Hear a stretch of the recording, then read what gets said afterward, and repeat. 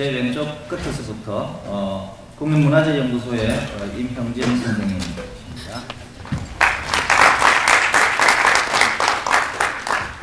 네, 다음 제 왼쪽에 서울대학교 미술대학의 그 공예전공 맡고 계시는 허보윤 교수님. 예, 제 오른쪽에는 그 문화평론가이신 김진송 선생님이신데요. 그 목수 김씨로도 잘 알려져 있죠. 네.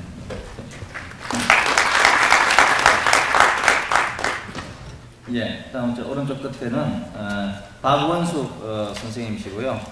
지금 도자문화협회 그 전문위원을 맡고 계십니다. 네, 감사합니다. 아무래도 이제 공예 무엇이 문제인가라고 하다 보니까 공예 문제는 개념에서부터 시작해서 생산, 산업, 생활 현장까지 여러 측면에 걸쳐서 다 이렇게 있는 것이라고 봅니다. 근데 아까 일부에서 이제 여러 가지 현장, 생산이나 유통 현장에 대한 그런 이야기들이 많이 나와서 많은 질문들이 있었고 그런데요. 그 공예 현실의 많은 문제들 중에는 개념의 혼란도 한 몫을 하고 있는 것 같습니다. 개념이나 정의가 어느 분야든지 가장 기본적인 것인데 아직 우리 같은 경우는 이제 그런 공예에 있어서 기본적인 부분이 잘 안 되어 있기 때문에 그것이 꼭 현실의 혼란을 가져오는 부분도 상당히 있다고 보거든요. 간단히 예를 들면 아까 논의 중에 관광기념품 얘기가 많이 나왔는데요. 사실 우리가 인사동에서 볼 수 있는 대부분의 그 중국제라고 하는 그 관광기념품을 공예라고 볼 수 있나요? 사실 대량 생산품 아닌가요? 그러니까 우리가 습관적으로 전통적인 형상을 하고 있고 작은 오브제들은 다 공예인가? 이런 것들도 우리가 질문을 던져볼 수 있죠. 인사동에 있는 90%의 중국 제품들은 공예품이라기보다는 공산품입니다. 그러니까 물론 이제 우리가 이제 이런 논의들이 이후에서 좀 나오지 않을까 기대하는데요. 우리가 공예라는 것을 어떤 물건의 형태로 볼 것인가, 아니면 거기에 어떤 들어있는 어떤 가치로 볼 것이냐에 따라 어떤 차이가 있긴 있습니다. 그러니까 경우에 따라서는 대량 생산됐다 하더라도 대단히 공예적 가치를 가지는 그런 물건도 우리가 생각해 볼 수는 있죠. 근데 이런 모든 것들이 결국 개념과 정의에서 걸리는 부분이다. 그래서 아마 공예 현실의 문제가 먼저 이야기되고, 두 번째 오늘 진행이 총 3부로 구성되어 있는데 중간에 개념과 정의 문제를 넣은 것들은 약간 그런 부분들을 좀 우리가 한번 이렇게 붙잡고 가자라는 의미에서 되어 있지 않나 싶습니다. 2부에서 제 역할은요,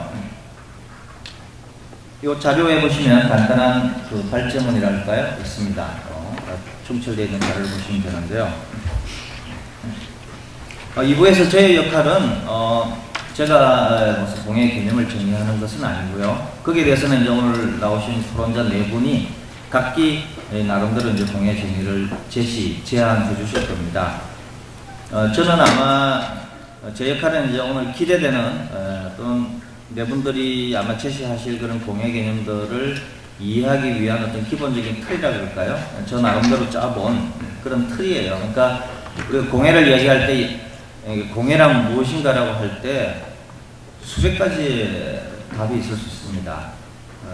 여러 가지의 공예 정의와 개념이 있을 수 있는데, 그러나 그래서 공예를 예를 들어서 공예는 손으로 만든 물건이다, 이런 정의도 있을 수 있고, 공예는 자연적인 소재를 이용해서 어떤 전통적인 그런 것의 연속생산에서 만들어진 그런 가공품이다, 이런 정의도 있을 수 있고, 대단히 여러 가지 정의가 있을 수 있습니다. 또 대학의 공예학과라는 것도 있고요. 대학의 공예학과에서 만드는 거는 다 공예품인가?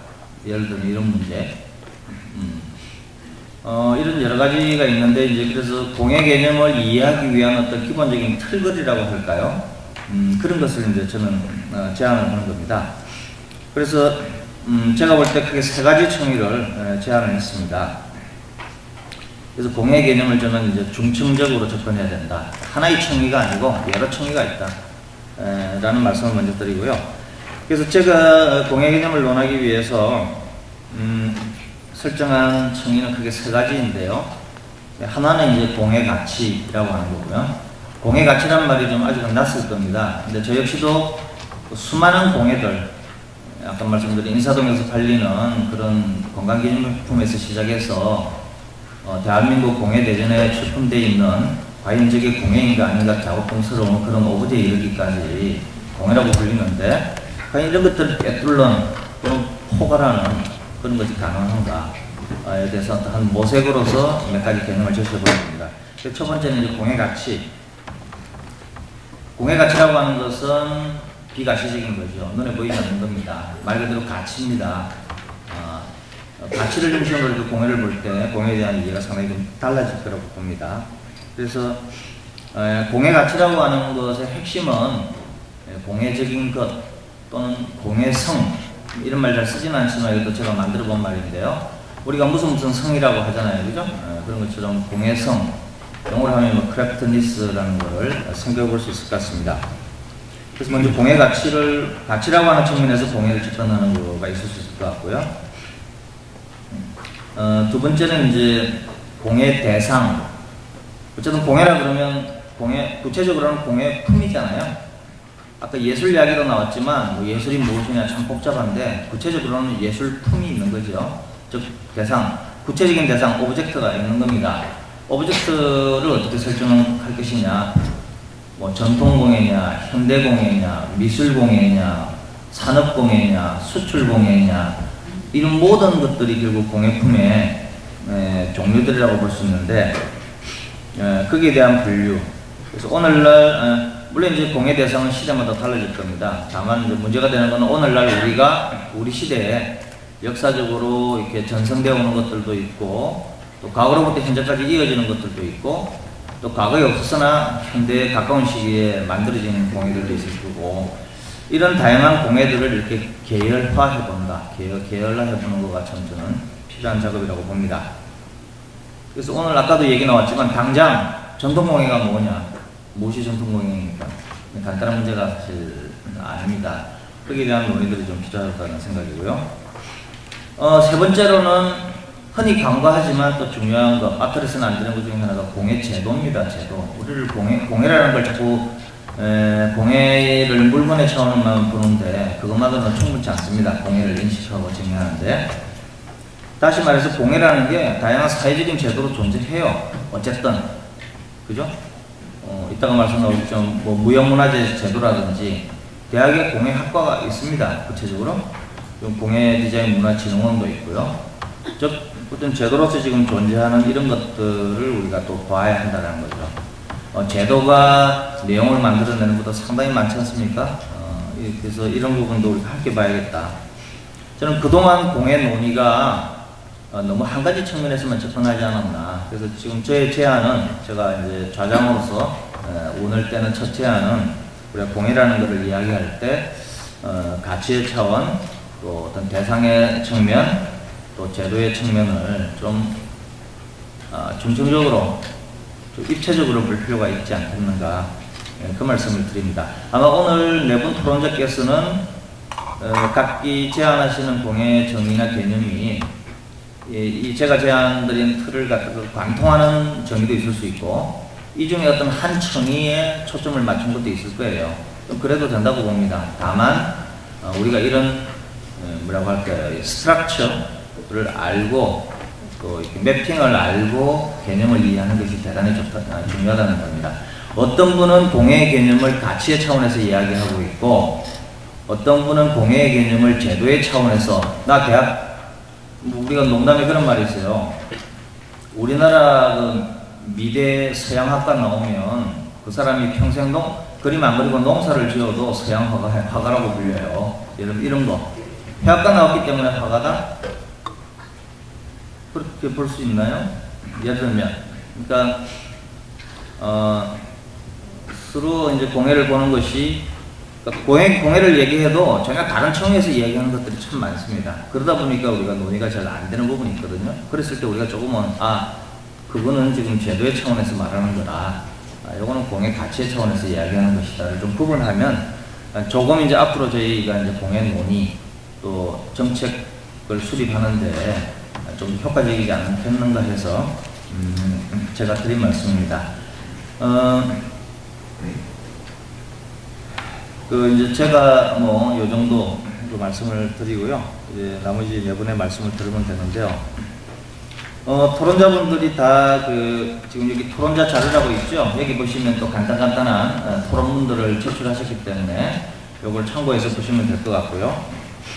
한 가지 토론자분들 말씀 듣기 전에 한 가지 이제 네 분 토론자분들 중에서 허보현 선생님께서는 약간 저에 대한 질의서식으로 써주셨는데, 다시 말씀드리면, 오늘 제가 어떤 공의 정의를 내리는 것은 아닙니다. 말씀드린 것처럼 어떤 하나의 틀을 제시하는 차원이고요. 그렇기 때문에 허보현 선생님은 제가 공의 정의 개념을 내렸다고 보고 거기에 대한 질의 형식을 해주셨는데 조금 그건 안 맞는 것 같고요. 질의응답의 차원은 아닌 것 같고, 허보현 선생님이 생각하시는 공의 개념을 얘기해 주시면 될 것 같아요. 그 부분 좀 말씀을 드리고 순서대로 토론자분들 말씀을 듣겠습니다. 제 왼쪽 끝에 계시는 이명재 선생님부터 어느 분? 이 순서대로 할까요? 여기 프로그램에 나와 있는 순서대로 하겠습니다. 김진성 선생님부터 말씀 듣겠습니다. 아까 1부에서 말씀이 나왔던 분위기와 2부에서 말씀을 하는 토론자분들의 어떤 이야기나 주제나 그런 내용들이 아마 전혀 같이 이렇게 매치가 될 수 없다라고 느끼시는 분들이 굉장히 많으실 것 같습니다. 그리고 저 역시 제가 여기서 얘기를 하면서 내가 왜 이런 얘기를 여기서 해야 되지? 라고 하는 느낌을 일부를 받으면서 그런 느낌을 가졌어요. 무슨 얘기냐면 공예라고 하는 것 차원이 정의를 낼 수가 있을까라고 할 정도로 오늘날 공예라고 하는 것에 대한 개념이 너무나 흩어져 있어서 앞서 말씀하셨던 여기 계시던 분들의 이야기들은 제 자장 안에서는 공예로 수용되지 않는 부분이었습니다. 이건 아마 전통 공예를 하시는 분이 관광상품을 이야기하는 것과 마찬가지로 이상한 서로 겉도는 어떤 그런 느낌이고, 이런 부분들이 공예에는 특히 다른 부분에 비해서 굉장히 심하다고 생각을 해요. 조금 본질적으로 이야기를 이 자리에서는 해야 되는데, 그러니까 미술 같은 것도 마찬가지고 똑같은 현상인데, 우리 미술이라고 하는 게 존재하죠. 전시장도 존재하고, 또 작품도 걸려있고, 또 작가도 존재하고, 근데 미학자나 미술사학자들이 바라보기에는 오늘날 현대 미술품이 있습니다. 근데 사회학자가 바라보는 관점 속에서는 미술이 없거든요. 그 안에. 그러니까 이를테면 광고나 영화나 이런 일상적인 그런 디자인, 이런 속에 미술이 더 본질적인 것이 들어가 있지, 지금 말하는 작가가 생산하는 방식의 미술은 없다라고 사회학자는 이야기할 수 있거든요, 얼마든지. 그러니까 관점에 따라서 어떤 것에 대한 존재 여부가 사회적으로 결정될 수 있다라고 하는 겁니다. 제자리 정의되는 측면으로 말씀드리자면, 표층 구조와 본질적 구조가 있다라고 생각하고 정의되는 방식에는, 그거는 두 가지로 봐야 됩니다. 공예에서 아까 공예적 가치를 말씀하셨는데, 공예가 무엇을 추구하느냐라고 하는 가치 개념으로 공예를 봐야 되는 측면이 있고, 현재 스스로 공예를 인식하고 있는 사람이 누구인가, 그것이 어떤 사람들이 무슨 작품을 하고 있는가를 그냥 받아들여서 그걸 가지고 정의내는 방식이 있어요. 그 두 가지의 접점을 교묘하게 주타하는 방식으로 많이 정의를 낼 수 있다고 생각합니다.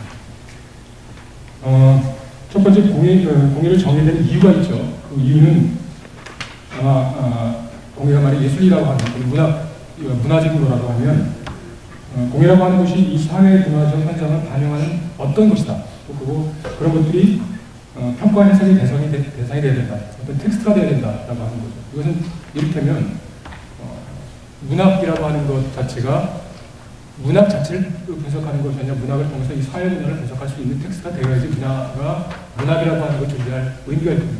근데 공예라고 하는 것도 마찬가지로 공예를 하는 사람들이 먹고 사는 방식으로 공예를 한다라고 하는 것은 자신이 공예를 정의를 내릴 이유가 아무것도 없다는 거예요. 그건 그 사람의 얘기죠. 본인의 문제지. 사회문화적으로 의미 있는 어떤 것으로서의 공예를 정의해야 된다고 하는 생각을 하는 거죠. 이런 의미에서 공예는 정의를 내기 매우 어려운 지점을 지니고 있죠. 그러니까 예를 들면 전통적으로 공예라고 알려진 것들의 중국에서 오늘의 공예를 그대로 적용해서 말하기 대단히 어렵죠. 그리고 현재 공예라고 불리는 모든 것들을 공예라고 하는 가치 개념으로 접근하기도 대단히 어렵습니다. 그것은 오늘날 공예라고 하는 것이 일정한 가치, 일정한 지향점, 일정한 기능, 일정한 범주를 넘어서는 곳곳에 흩어져 있다라고 하는 것을 의미하고, 이것은 실제로 우리가 뭐 예술 공예든 어떤 공예든 공예의 장의 안쪽에서 마찬가지라고 생각합니다. 그 바깥에 있는지가 아니라 공예라고 불려진 사람들의 안쪽에 들어가도 그런 가치가 흩어져 있다고 생각하는 거죠. 현재 공예는 기계적인 대량 생산에 의한 산업적 생산물인 공산품과 작가 개인의 예술적 작업으로 나타나는 예술작품의 중간 어디쯤에 끼어있는 듯합니다. 상품의 유통과 소비 방식에서 공예라고 불려지는 것만이 지닐 수 있는 성격을 추측하기 어려울 뿐만 아니라 대량 생산된 상품의 생산과 소비 메커니즘과 변별되지 않은 것이 대부분이기 때문이죠. 예술 공예라고 하는 것은 더욱더 난감합니다. 특히 이제 작가들이 하고 있는 것들. 이것은 작가의 생산 의식과 맞물려 있는 미술 작품과 구분되지 않죠, 실제로. 그리고 그 유통과 소비 역시 미술의 소비와 유통 방식과 전혀 다르지 않습니다. 그럴 때 미술과 공예를 구분하는 것이 굉장히 난감해지죠. 또 전통적인 방식으로 만들어진 소모적 생산물로 하는 것도 문제가 있습니다. 그것은 전승적인 물건이라고 하는 의미는 아주 자명하죠. 하지만 전통이라고 하는 것은 익숙하면 이해하거든요. 옛날서부터 이때 오늘까지 익숙한 어떤 것이어야 되는데, 우리가 말하는 전통이라고 하는 것과 전승이라고 하는 것은 다른 개념이죠. 그러니까 전승이라고 하는 개념은 있지만 전통, 그러니까 현재 일상을 반영하는 그런 방식의 전통이라고 하는 것과 지금 우리가 전승공예로 말하는 것과의 갭은 여전히 존재한다는 것이죠. 그리고 여기나마 그런 것들이 지금 반영되고 있지 않지만 일상적으로 만들어지는 굉장히 많은 취미공예라고 하는 범주가 있습니다. 그리고 어쩌면 그것을 수용하고 즐기고 누리는 그런 방식 중에 그것이 가장 많을 거예요. 그것들은 여기서 지금 배제되어 있습니다. 근데 그런 것들은 역시 전문적인 영역이 아니기 때문에 비평과 해석의 텍스트에 넘어 있죠. 아마 공예라고 하는 정의는 가장 넓은 의미로 개념화하는 방식만으로 정의될 수 있을 것입니다. 어쩌면 호모파베르라고 하는 수준으로 공예의 정의를 만족해야 되나? 뭐 이런 생각도 들기도 하죠. 그래서 이런 현상은 디자인을 정의하는 그 방식과 비슷합니다. 그것은 무슨 얘기냐면 무한히 그 공예의 개념을 넓힐 수 있지만 그럴수록 공예의 실체가 사라지는 그런 개념이죠. 저는 그래서 좀 실제적인 면에서 공예를 정의를 내려보려고 합니다. 무슨 뭐냐면 공예를 어차피 여러 다각적인 측면이 있으니까 그 측면을 보자는 거죠. 예를 들면 산업적인 측면에서 공예가 있을 수 있고, 예술적 측면에서 공예, 그리고 일상적 측면에서 공예, 전통적 측면에서 공예가 있다라고 하는 거죠. 있다고 가정하는 겁니다. 그리고 비교적 그렇게 구분을 하다 보면 공예의 위치가 뚜렷하게 가정할 수 있고 일정 정도 그 가치 지향점을 공유하고 있다라고 판단할 수 있습니다. 하지만 이렇게 이야기한다고 하더라도 전체 공예라고 하는 말 한마디로 전체 이걸 다 수렴할 수는 없죠. 그래서 왜냐하면 그것은 현대사회라고 하는 것 자체가 사실 산업과 일상과 예술과 전통이라고 하는 것 자체가 그렇게 분리되고 격리되는 방식으로 발전해 왔거든요. 이를테면 우리는 예술이라고 하는 것 자체가 일상하고 수렴되지 않는 그런 시대에 살고 있습니다. 우리가 미술계라고 이야기할 때 미술계 안에서의 미술과 일반 사람들이 말하는 그런 미술 전혀 다른 차원의 이야기거든요. 그러니까 보다 전문화된 방식으로 발전해온 현대사회 속에서는 이런 것들을 모순없이 말한다는 게 대단히 어렵다는 거죠. 자, 공예를 개념이나 기능의 축으로 재배치를 좀 해봤습니다. 그게 뭐냐면, 저는 일상과 산업과 예술과 전통이라고 하는 것이 공예를 말할 수 있는 기본적인 네 가지 축이라고 해석을 하고요. 일상의 축으로 배치하면 일상과 대비되는 것이 산업, 예술, 전통입니다. 그것은 일상과 적대적 관계이기도 하고 또 합일된 관계이기도 하고 이렇다는 거죠. 자, 그러면 일상과 산업, 예술, 전통이 어떤 그 대립점이라고 하면 예를 들어봅니다. 우리가 취미공예를 한다고 하면 취미를 통해 가지고 예술이라고 하는 것을 일상으로 끌어들이려고 하는 행위죠. 아마 동네에서 그런 취미공예를 하시는 분들이나 여기 또 계시는 분이지만 거의 개념이 그렇습니다. 우리의 일상이라고 하는 것 자체를 미적 정신 가치로 풍부하게 하려고 하는 것이 일상공예의 어떤 특별한 특징입니다. 예를 들어 예술공예라고 하는 것, 그러니까 우리가 보통 이제 작가들이 하는 그런 예술공예라고 하는 것은 예술을 통해서 일상적 쓰임을 추구하죠. 그러니까 미술과 공예가 달라지는 것은 단순 입체적인 것을 추구하는 것이 아니라 거기서 일상적 쓰임이라고 하는 것들을 보도한다라고 하는 거죠. 그것이 차이가 있습니다. 또 산업공예라고 하는 것 자체는 일반적으로 산업이라고 하는 것은 일상적 쓰임이라고 하는 것에다 예술을 덧붙여서 우리는 것을 명품이라고 이야기를 여기서 기자를 하는 것 같은데, 예술이라고 하는 것 자체를 덧붙여서 일사육신과 결합하려고 하는 거죠. 그것이 산업공예의 측면입니다. 또 전통공예라고 하는 것은 전승이라고 하는 것들을 우리의 현대적인 걸로 끌어들여서 새로운 공예를 만들려고 하는 어떤 그런 걸로 바라볼 수가 있습니다.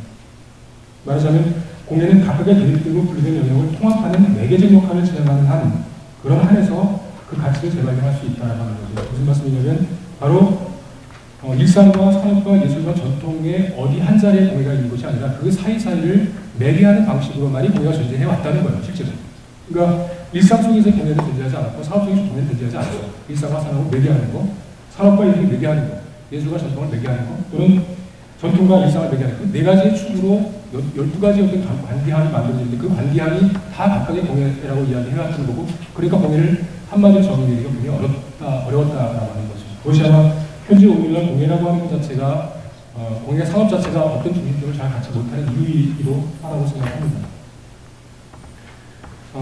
그래서 이제 공예를 정의를 이런 방식으로 포괄적으로 내릴 수 있다고 생각합니다. 그건 뭐냐면 공예는 어쨌든 자연의 물질을 인간의 쓰임으로 전환시키는 것에 어떤 것이 공예라고 한다고 하면 자연의 물질을 인간의 쓰임으로 전환시키는 과정을 통해서 일상과 예술과 산업과 전통을 매개하려는 미적 태도이자 행위이며 그 결과라고 정의를 내리려고 합니다.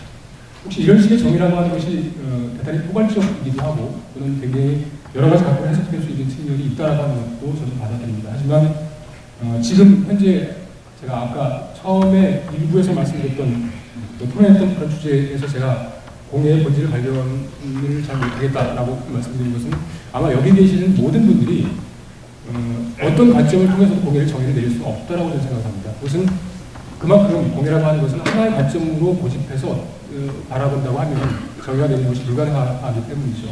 그래서 그런 것들을 매개적 관점, 저는 이제 아마 초반생에 말씀드렸던 가치 개념하고 일치한다고 생각하는데 공예가 어떤 것들을, 어떤 가치를 지향하는가라고 하는 걸 주목해서 본다고 하면 그 일상과 전통과 또 예술과 산업이라고 하는 것 자체를 매개하는 그런 가치를 가지고 있는 것이 공예가 아닌가라고 생각을 합니다. 감사합니다.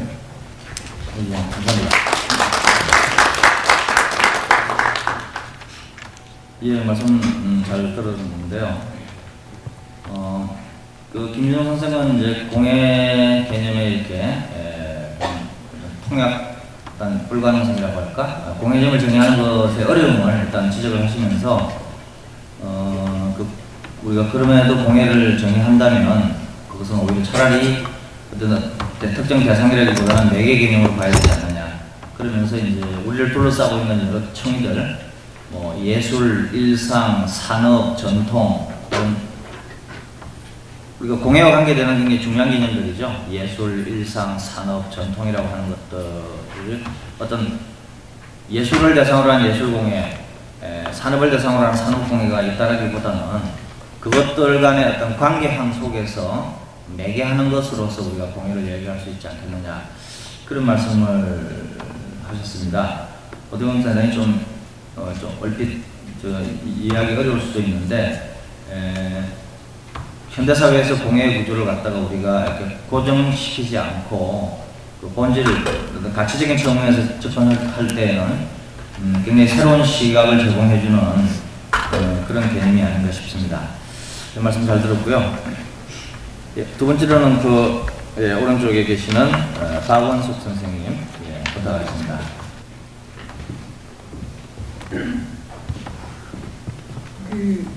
여러분들께 한 가지 질문을 드리고 싶습니다.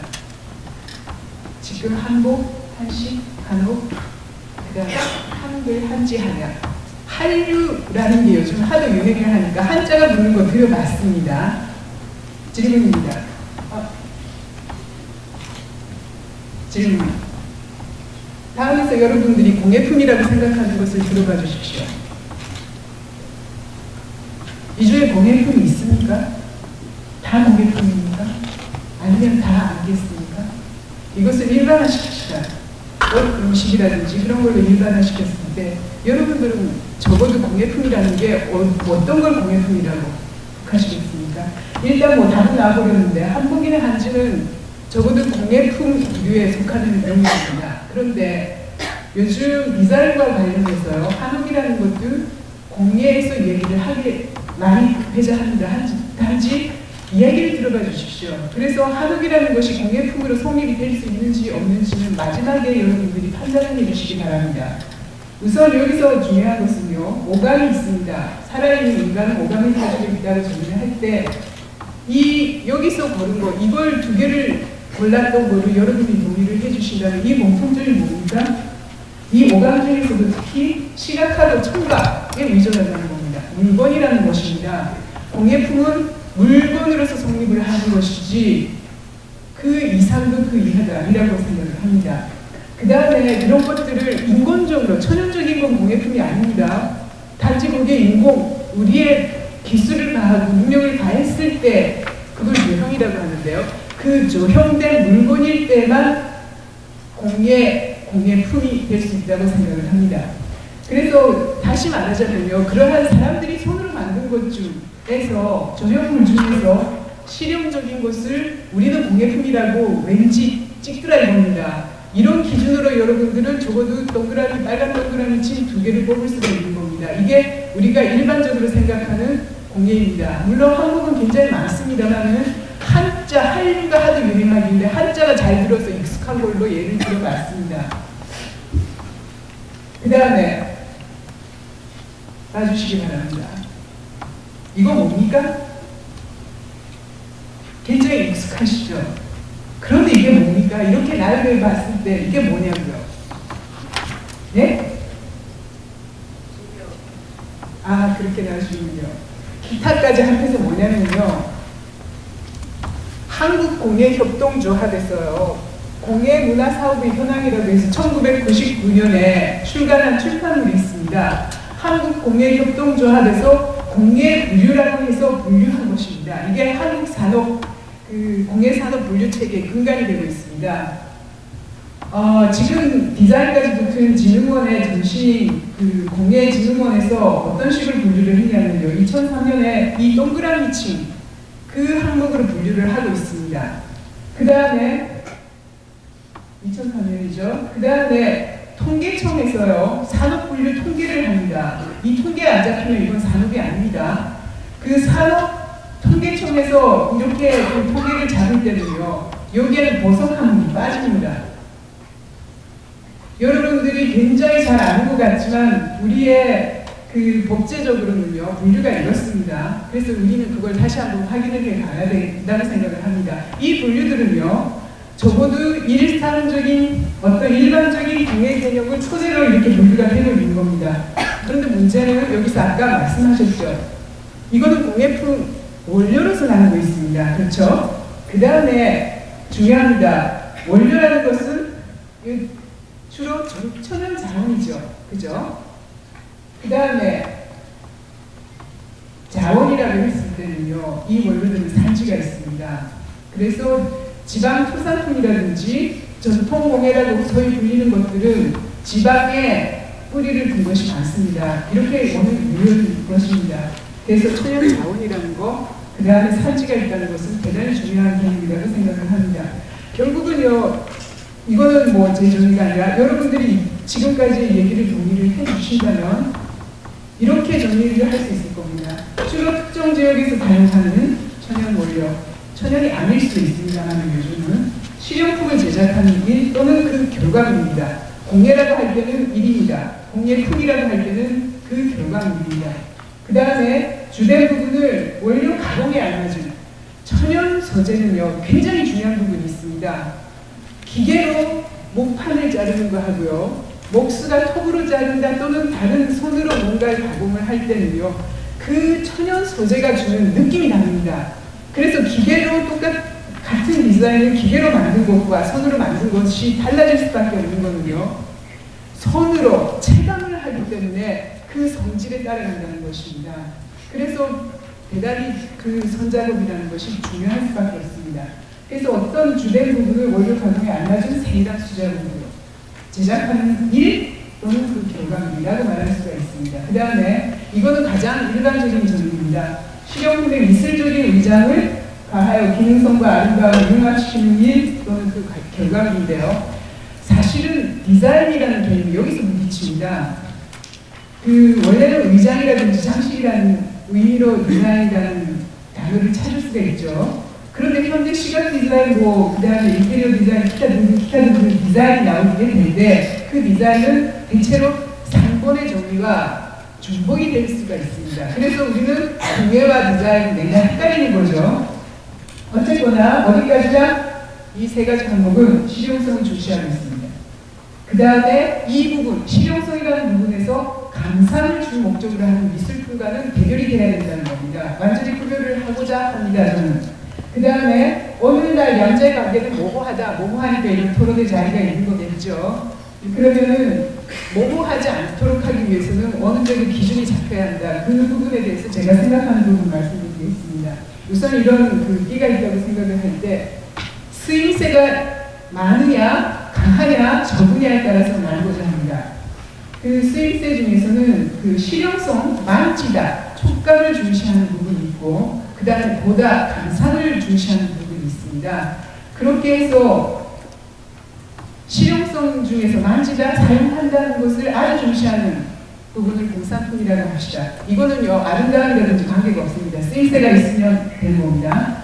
그 다음에 그 대부분으로 보는 것, 쓰이는 건 관계없습니다. 아름다울 수 있고 내가 마음에 들면 받겠다는 미술품이라는 것이 있습니다. 라고 정리를 합시다. 정리를 해두면 중요한 부분은 공산품은 주로 외관적인 요구입니다. 공산품을 생산할 때는 이것이 생산자 요구가 아니라는 겁니다. 그 소비자가 요구하는 것에 따라서 만들어줘야 한다. 이런 부분이라면 미술품은 내발적 욕구입니다. 상대가 누군 관계없습니다. 내가 만들고 싶은 걸 만드는 것이야. 라는 겁니다. 여기서 따라 나오는 것은 일정한 외발적인 요구의 경우에는 거기에 대응하기 위해서 사회적인 통념에 맞는 범위 내라는 한정적인 부분이 붙습니다. 그리고 그것이 적어도 사회 통념상 아름답다고 여겨지는 항목이 받아들여져야 합니다. 그런데 미술품인 경우에는요, 나예요.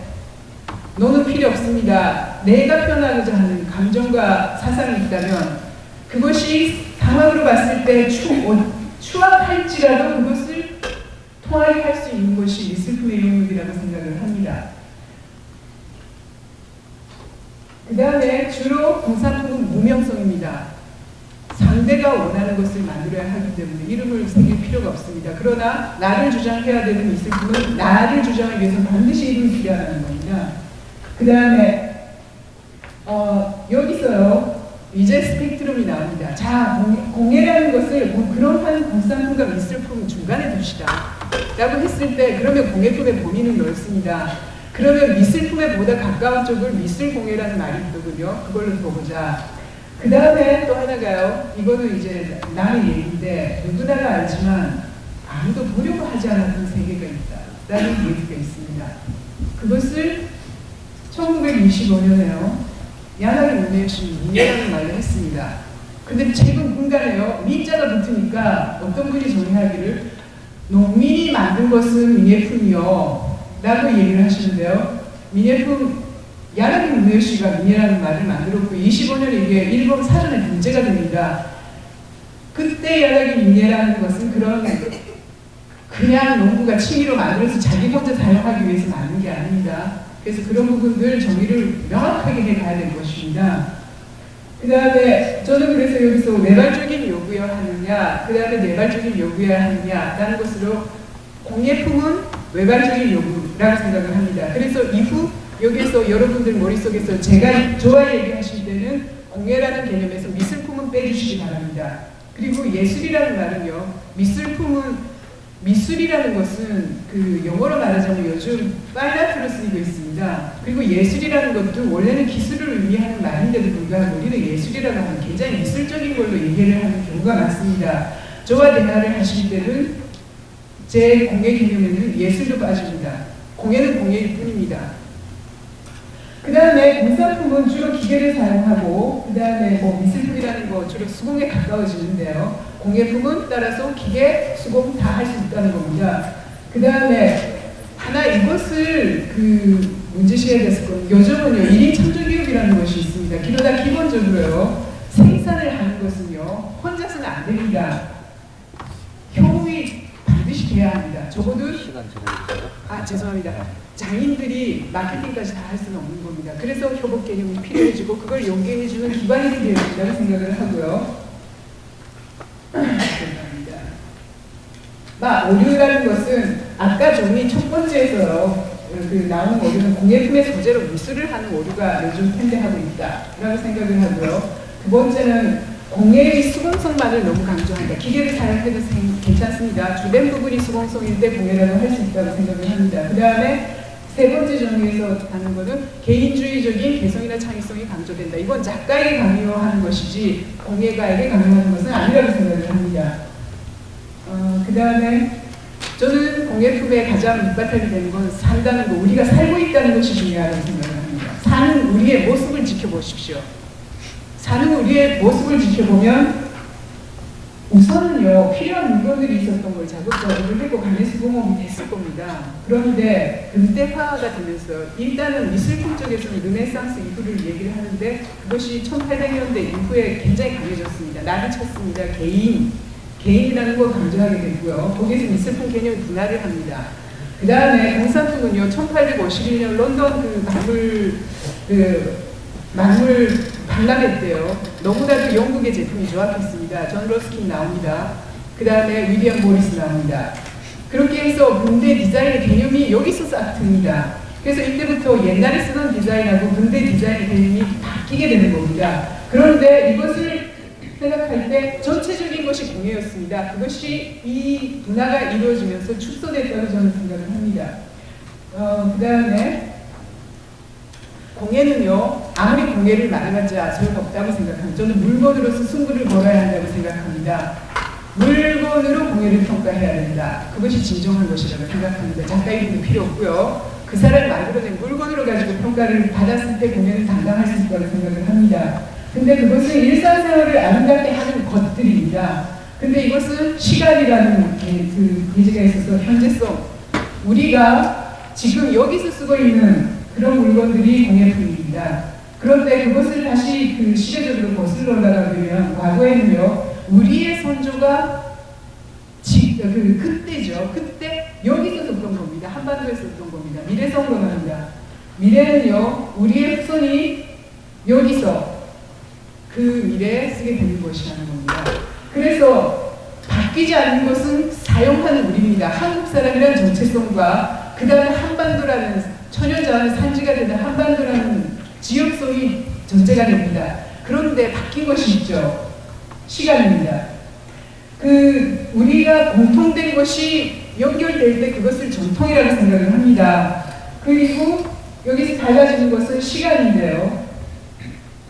지금 천자 매력이 필요합니까?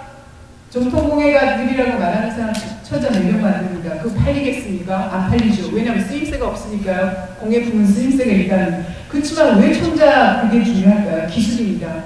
공예품에서 가장 전통적으로 전승되어야 할 부분은 기술이라고 생각을 합니다. 양식은, 디자인은 시대별로 가장 시대성이 민감하게 반영되는 부분이라고 생각합니다. 그래서 전승공예라는 거 있을 수 있다고 생각합니다. 왜냐하면 그 당시 우리 선조들이 썼던 것 중에 현대에서는 안 맞아서 안 쓰는 것들이 있습니다. 말총으로 갓을 만든다는. 그러나 그 기술은 굉장히 중요한 거기 때문에 그런 것들은 법으로 보호를 해줘야 되는 겁니다. 그 기술은 한번 사라지면 복원하기 힘듭니다. 그 다음에 도자기의 기술은 마찬가지입니다. 그런 기술들은 보존해줘야 되니까 전승에서 반드시 그거를 지켜줘야 하는 것입니다. 약자니까요. 그렇지만 다른 부분들, 디자인이라든지 그런 거는 학교 교육에서 열심히 하지 않습니까? 근데 학교에서 지금 가장 약한 부분은 기술 교육입니다. 공예는 디자인은 나중에 사진으로 봐도 복원이 가능한데요. 기술은 한번 사라지면 복원하기가 어렵습니다. 그 점을 공예에서는 생각을 해줘야 한다고 생각을 합니다. 어쨌든 길어져서 죄송합니다만 함께 얘기하겠습니다. 예, 다음 순서로 이명진 선생님 말씀을 듣겠습니다. 네, 안녕하십니까. 국립문화재연구소 무형문화재연구실의 이형진입니다. 개인적으로는 낯설고 낯선 분이 아니고 낯선 분들입니다. 모든 것이 좀 낯선데요. 제가 이제 요청받은 것은 공예 개념에 있어서 중요무형문화재 보호제도 안에 있어서의 공예 기술의 이제 보호, 제도와 관한 제도에 대한 것입니다. 그래서 이 제도에 대한 분석이라든지 이런 것들은 큰 의미가 없는 것 같고요. 무형문화재 보호제도에서 공예 기술을 어떻게 규정하고 있고 어떠한 방식으로 접근하고 있느냐는 것들에 대해서 좀 설명을 드리는 것으로 오늘 제 발표를 진행하겠습니다. 좌장님께서 아까 발제를 해주시면서 말씀하셨던 그러한 제도적인 차원, 그다음에 그런 정의적인 것들을 견지하면서 제도 중에 우리나라가 가지고 있는 국가 제도 중에 하나인 문화재 보호법이 공예 기술을 어떤 식으로 규정하고 있고 어떻게 체계적으로 전승하고 있느냐 하는 부분에 대해서 설명을 좀 드리겠습니다. 문화재 보호법은 지금 현재 논의되고 있는 공예에 대한 이야기를 제가 이렇게 듣고 있으면 여러분들이 논의하고 계시는 공예는 어떤 불특정 다수 그리고 일정 정도의 큰 담론으로서의 범위를 이야기합니다. 그러나 중요무형문화재 보호제도에 있어서의 공예는 종목이라는 대상 자체를 굉장히 명확하게 규정합니다. 그리고 그 규정된 종목을 어떤 식으로 전승할 것인가, 사람을 통해서 전승하는 방식에 있어서의 교육체계라든지 지원 방식 그리고 자격까지를 법적으로 명확하게 규정해 놓고 있습니다. 그래서 이것이 외부에서 보기에는 무형문화재 공예 부분에 있어서 일반적인 공예 전체 입장에서 보기에는 어떤 경우에는 무시되기도 합니다. 왜냐하면 소위 말해서 제도권 내에 있는 그들만의 리그라고 생각할 수도 있기 때문입니다. 그리고 어떤 경우에는 대표성을 가진다고 생각하기 때문에 지나친 과잉, 통제할 수 없는 과잉으로 관심이 무게중심이 쏠리는 경우가 있습니다. 그런 것들이 있기 때문에 공예에 계시는 분들께 기회가 된다면 오늘 이 기회를 빌어서 무형문화재 보호법에서 규정하는 개념, 체계 같은 것들을 좀 소개할 수 있는 것도 소개드리는 기회가 되는 것도 충분히 의미가 있다고 생각을 합니다. 그리고 무형문화재 보호제도는 그 법이 생기면서 대부분의 용어가 그때 생겼습니다. 생겼기 때문에 이 다분히 법적인 용어입니다. 학술적인 용어가 아니고요. 문화재 보호법이 우리나라에 생긴 건 62년입니다. 그 이후에 지금까지 많은 변화를 거쳐왔습니다. 그것이 발전이었던지 아니면은 뭐 통제가 됐던지 이거는 다른 논의 차원일 것 같고요. 그리고 그 법 안에서 몇 가지 중요한 규정이 있습니다. 일반적으로 문화재라고 이야기를 하면은 언론이라든지 일반적으로 이야기할 때 문화재라고 하면 지정된 것을 문화재라고 이야기를 합니다. 근데 이게 실제로는 문화재는 이러이러한 것이라는 하나의 포괄적인 개념입니다. 이 법에서는 인위적이나 자연적으로 형성된 국가적, 민족적 또는 세계적 유산으로서 역사적, 예술적, 학술적 가치가 있는 또는 경관적 가치가 큰 것이라고 표현하고 있습니다. 그런 범위를 정해놓고 그 범주 안에서 특별하고 대표성이 있고 가치가 있다고 하는 것을 별도로 뽑아서 지정을 하게 됩니다. 그랬을 때 문화재 중에서 지정된 것, 지정문화재라는 표현을 쓰게 됩니다. 그래서 문화재에 대한 전체적인 분류는 유형문화재, 무형문화재, 기념물 이렇게 세 개로 나뉩니다. 이거는 문화재 전체에 대한 분류입니다. 그리고 무형문화재는 연극, 음악, 무용, 놀이, 의식 그리고 공예기술을 포함합니다. 이것을 무형의 문화적 소산이라고 이야기를 하고요. 역사적, 예술적 또는 학술적 가치가 큰 것이라고 규정을 합니다. 이러한 문화재 범주 안에 있는 것들 중에서 지정을 하는 경우에 지정을 누구가 하느냐에 따라서 국가지정문화재라고 이야기하고 시도지사가 하는 경우에 시도무형문화재, 시도문화재라고 이야기를 합니다.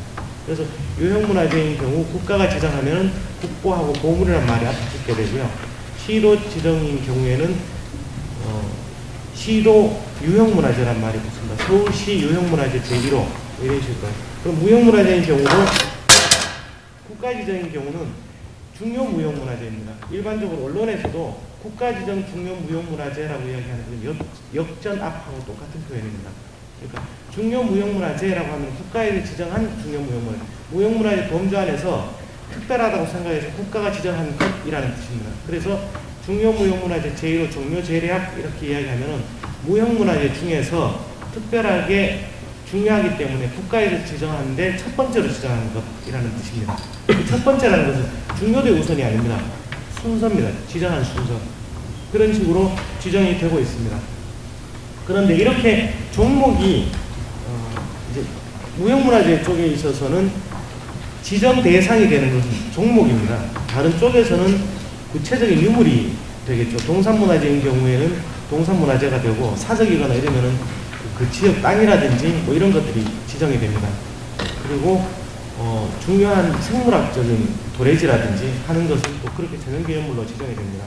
그런데 무형문화재인 경우에는 지정 대상을 종목이라고 이야기합니다. 저는 개인적으로 그 종목에 무형문화재에 있어서 문화재 전체적인 부분도 있습니다만 종목이라는 용어하고 원형이라는 용어에 대한 논쟁은 지금까지 계속 진행이 되고 있습니다. 그리고 그 진행 자체가 굉장히 좀 이렇게 이상한 곳으로 빠져나가는 경향도 없지 않아 있습니다. 일단은 중요 무형문화재인 경우 종목이 지정이 되면, 그러니까 지정되는 것은 종목입니다. 그러나 중요 무형문화재는 어떤 그 종목의 내용이 사람을 통해서 표현되고 전승됩니다. 그렇게 해서 거기에 중요무형문화재 보유자를 동시에 인정하도록 되어 있습니다. 그러니까 중요무형문화재 종목을 조사하고 종목을 지정할 때 기준이 되는 것은 그 사람이 그 종목을 충분하게 체득하고 있으면 그것이 종목이 지정이 되는 것입니다. 그래서 해제되는 이유 중에, 종목이 해제되는 이유 중에 그것을 실현할 수 있는 사람이 없는 경우에 종목이 자동적으로 해제가 되어버립니다. 지금 현재 할장이라고 있습니다만 예전에는 흑해, 신발을 만든다고 해가지고 있다가 그것을 만드는 기능을 실현할 수 있는 사람이 없어서 지정이 해제됐었습니다. 그리고 음악 같은 경우에 남도 무속을 가리키는 신화일 같은 경우도 지금 해제가 됐습니다. 그거는 더 이상 전승할 수 있는 여건이 갖추어지지 않는 경우 종목이 해제가 되는 것입니다. 그리고 국가에서는 이 해당 종목이 전승될 수 있는 물리적인, 인적인 체계를 법적으로 규정을 하고 있습니다. 그것이 가장 위에 중요한 보유자가 됩니다.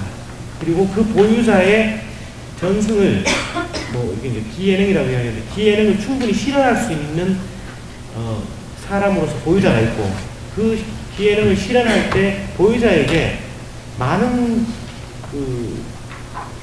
지원을 한다든가 하는데, 구체적으로 나타나고 있는 요구 조건이 그러니까 전수 교육을 하기를 규정하고 있습니다.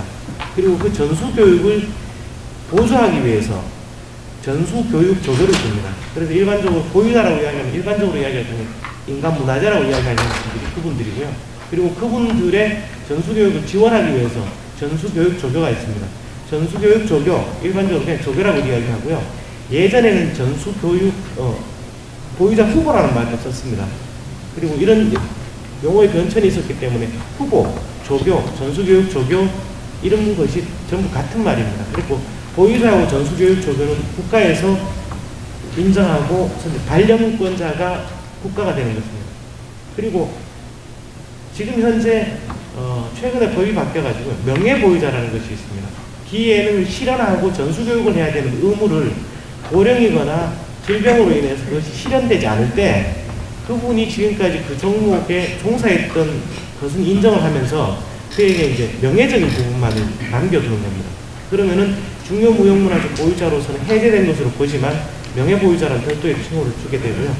그리고 전수자항생과 이수자라는 것들이 있습니다만은 그것은 이수자라면은 일정의 어떤 과정을 끝낸 졸업생이라고 생각하시면 됩니다. 아까 이제 그 큰박장 이수자가 제가 아드님으로 알고 있는데, 그러니까 일반적으로 공예 분야에 계시든 예능 분야에 계시든 이수자라는 것 자체가 굉장히 높은 단계를 일반적으로 인정을 해주고 이해하고 있는 상황입니다. 그런데 중요무형문화재 전체 종목을 저희들이 크게 두 가지로 나눕니다. 기능 종목하고 예능 종목으로 나눕니다. 예능 종목은 음악, 무용, 연극, 놀이와 의식, 무예 이렇게 5가지 분야고 전부 73종목이 지정되어 있습니다. 그리고 기능 종목은 공예 기술과 음식 2가지 분야로 모두 53종목이 지정되어 있습니다. 현재 중요무형문화재 지정되어 있는 것은 126종목입니다. 시도에서 별도로 지정되어 있는 것까지 합치면 훨씬 많아집니다. 근데 공예 기술이라고 저희들이 굳이 기술이라고 붙이는 이유는 공예라는 것들이 어찌 보면 공예 기술이 있고 공예 작품이 있겠죠. 작품이라는 것은 역사적으로 중요한 작품들에 대해서는 유형문화재라든가 이쪽 분야에서 별도로 지정을 합니다. 그리고 우리들이 관심을 가지고 있는 것은 도구의 사용, 재료의 선택, 그 다음에 특별한 그 도구와 재료를 이해한 바탕 위에서 무엇인가를 만들어내는 기술을 저희들이 중요하게 생각하고 이것을 종목으로 지정을 하는 것입니다. 그래서 이런 부분에서 약간의 오해도 있습니다. 전체 분야들이 법적으로 정해져 있습니다. 아까 이제 잠시 말씀하실 때 도자공예라든지 뭐 이렇게 금속 이런 것들이 재료지 어떻게 그 말씀 잘못하면 저도 좀 약간 뜨끔했던데 법적으로는 뭐 도자공예, 피모공예 이렇게 이제 그 구분을 합니다. 하지만 실질적으로 지정을 할 때 이 종목 명칭은 주철자 내지는 뭐그 나전치기 이런 식으로 무엇인가 하나의 복합적인 기술을 가지고 있습니다. 그래서 끝에 장이라는 것을 붙이는 것을 저는 개인적으로 장인이라는 호칭이기도 하지만은 그 기술 범위라는 뜻으로도 쓰고 있다고 생각을 합니다. 그런 의미로. 그래서 뭐 경국대전이나 다른 쪽에서 그런 내용들이 있고요. 그리고 이렇게 지정되고 이런 전승 체계를 갖추어 놓고 그 모든 책임을 일방적으로 보유자에게 미루는 것이 아니고 다양한 전승 지원 체계들이 있습니다. 정기적인 월정 전승 지원금이 있고 그리고 그 다양한 보조금 그리고 1년에 한 번씩 공개 행사 죄송합니다. 공예기술 분야에 계시는 분들에게는 그 기술을 그러니까 공예기술의 전통적인 기술을 이제 실현할 수 있는 기회 그리고 일반인들이 그 실현하는 기술을 보게 하는 거예요. 이 공개 행사의 목적은 일반인들로 하여금 우리의 전통 기술을 볼 수 있게 하는 겁니다. 그 일반인들에게 유물을 공개하듯이 작품전과 실현회를 통해서 이것들이 이제 공개 행사가 이루어지고 있고요. 공예기술 분야에만 특별하게 이용되는 것은 보이다 선생님들 1년에 한 번씩 작품전을 합니다. 굉장히 중요한 행사고요. 그리고 그때 출품된 작품들 중에서 저희들이 적절하게 작품을 구입하기도 합니다. 근데 뭐 구입 비용은 구입하는 쪽에서의 비용과 이제 그걸 판매하시는 분들하고 꼭 맞지는 않습니다. 아까 이제 가격 말씀하셨는데 이건 충분히 이해가 되고요. 그리고 외국 전시 같은 경우 저희들이 많이 지원을 합니다. 그리고 참고로 저희들이 1995년도부터 국립문화재연구소 무형문화재연구실에서 전체 무형문화재 종목에 대한 기록화 사업을 지금 계속 진행하고 있습니다. 그게 단순히 여러분들이 그 국립문화재연구소 홈페이지에 들어가시면 동영상이 있는데 이게 뭐 30분짜리, 40분짜리 이렇게 짧게 있습니다. 근데 실제로는 굉장히 긴 분량입니다. 백동현 국장 같은 경우 제가 이제 현장에 있어봤는데 편집된 분량이 7시간 반이었습니다. 그러니까 그런 경우는 저희들이 국가기록원에 베타 테이프로 보관이 됩니다. 여러분들이 볼 수 있는 그런 체제가 아니고 방송국 테이프로 되어 있고요.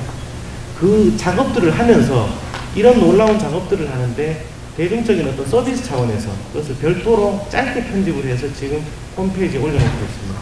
그래서 그 홈페이지에 올려놓은 내용들을 잘 모르시는 분들이 계시는데 공예 쪽에 계시는 분들은 한 번쯤 좀 오셔가지고 보시고 그거에 대해서 많이 좀 말씀을 나눠주시고 저희들이 접근하는 방식이나 이런 것들에 좀 허점이 있으면 또는 좋은 아이디어, 기회를 좀 빌려주시기를 바랍니다. 그리고 이제 같이 보고서도 내고 뭐 이런 작업들을 저희들이 하고 있습니다. 하고 있고요. 전체적인 전통이라고 했을 때 어떤 시간적인 축적을 통해서 일정한 양식으로 자리 잡은 것을 전통이라고 일단 개념 규정을 한다면 전통의 양상은 참 다양할 것 같습니다. 이 전통 공예 쪽으로만 본다면 작품의 형태, 뭐 요즘 이야기하는 디자인 쪽이겠죠. 작품의 외형 디자인과 재료, 도구, 기술 이런 것들을 똑같이 계속 반복하는 것을 전통이라고 이야기할 수도 있습니다. 이거 전통에서 벗어났다 하는 것은 과거에 해오던 우리에게 익숙한 전통적인 형태를 벗어났다는 이야기죠. 또 하나는 그런 반복 말고 내용이라든가 이미지, 개념을 받아들이는 겁니다. 여기가 지금 국립중앙박물관인데요. 중앙박물관 본관, 여기가 사무동이고 저기 전시관 본관 보면 천정이 수평이 아니고 이렇게 휘어져 있습니다. 그것은 이 건물이 전통성, 우리나라 이제 석가래가 연결되어 있는, 그렇게 해서 휘어져 있는 그 부분을 개념을 가지고 온 겁니다. 그랬을 때 저 건물을 설계할 때 전통성을 갖추었다라고 이야기를 할 수가 있겠죠. 그러나 일반적으로 그냥 봤을 때 저 건물이 만약 전통적인 건물이냐? 이렇게 얘기하면 그렇지 않을 겁니다. 그런데 무형문화재 보호법이라는 것은 기술과 재료와 이러한 도구들을 계속 반복하도록 제도적으로 고정시켜 놓는데 일익을 담당한 것 같습니다. 그래서 그게 이제 부정적인 측면으로 많이 이야기되고 있는데요. 그렇지만 저 같은 경우는 그렇게 생각을 합니다.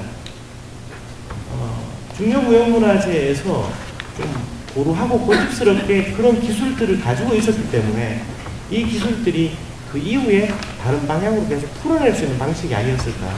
그러니까 생물자원을 유전자 변형을 계속 해나가더라도 유전자 변형에 중간에 문제가 생기면 맨 처음 돌아오는 것은 가장 최초의 유전자원이어야 하듯이 중요무형문화재 공예기술을 종목으로 지정하고 보호해왔던 이유가 그런 식의 초기 씨앗들을 종자 씨앗들을 가지고 있으려는 노력이 아니었을까라는 생각을 하고요. 참고로 한 가지는 마지막에 저희들이 지금 문화재 보호법 안에 모든 문화재에 대한 보호를 다 규정해 놨었습니다. 그런데 그것이 매장문화재 같은 경우는 별도의 법으로 빼고 있는데 무형문화재 보호에 관한 법률도 유네스코 협약이라든가 이런저런 국제적인 상황, 국내적인 상황에 맞추어서 국법을 추진하고 있습니다. 그래서 금년도 말쯤 되면 이게 이제 어느 정도 안이 나올 거고 내년도에는 의원입법을 통해서 공청회라든지 전 국민들의 의견을 물을 겁니다. 제가 아까 소디에 말씀드렸듯이 너네들만의 리그가 아니고 중요무형문화재 종목으로 지정되기 때문에 다른 제도적인 문제라든지 학과의 개설이라든지 지원 문제라든지 다른 육성법이라든지 이런 게 굉장히 관련이 많이 됩니다. 그래서 그런 부분에 대해서 일반적인 공예 분야에 계시는 분들이 많은 관심을 가져주시고 직관적으로 많이 참여를 해주시기를 부탁을 드리겠습니다. 이상입니다.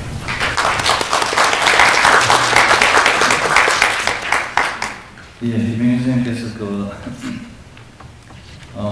무형문화재 제도를 아주 소상하게 설명을 해주셨고요. 이제 말하자면 문화재 제도로서 공예에서는 이제 공예 기술이 핵심이다라는 거겠죠. 그리고 이제 문화재 보호법이 다시 이제 개정되는 그 부분에 말씀을 하셨는데 그런 부분은 아마 원래 문화재 보호법이 이제 50년대 일본법을 그대로 가져온 건데 60여 년 만에 아마 다시 재검토하는 중요한 작업인 것 같아요. 그리고 이제 공예 기술을 보호한다라는 건 일종의 그 DNA를 보호하는 것과 같다라고 비유를 하셨는데요. 아마 이제 그렇게 된 것들이 앞으로 또 미래에 소중한 정말 자원으로 씨앗으로 사용이 되겠지만 현재 이제 우리 공예 문제가 그 DNA를 잘 활용하지 못하고 있다는 것, 그런 게 문제인 것 같습니다. 예, 마지막으로 허보영 선생님 말씀 듣겠습니다. 네, 최은생 발제문을 일주일 전쯤 받아서 발제문에 관한 뭔가 의견을 얘기하고 질문하는 거라고 생각했습니다. 근데 저는 눈치가 있어서 이 세션 지난 다음에 이게 질문하는 자리가 아니구나 짐작했습니다. 그렇지만 최건생 발전을 보면서 우선은 공예적 가치에 관한 얘기를 해주시고 계신 분이 그런 부분을 강조하고 계셔서 굉장히 기뻤습니다.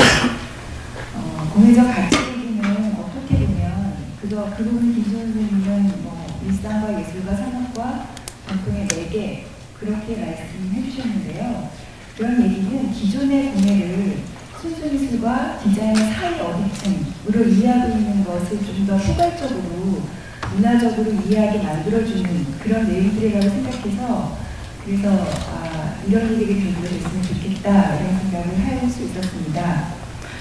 그 공예적 가치는 그냥 단지 공예가 된 공예 활동이나 공예 행위를 하는 데에만 해당되는 게 아니라 모든 사람들이 현대사회를 살아가는 데 있어서 굉장히 중요한 어떤 화두 같은 얘기가 될 수 있다고 생각하거든요.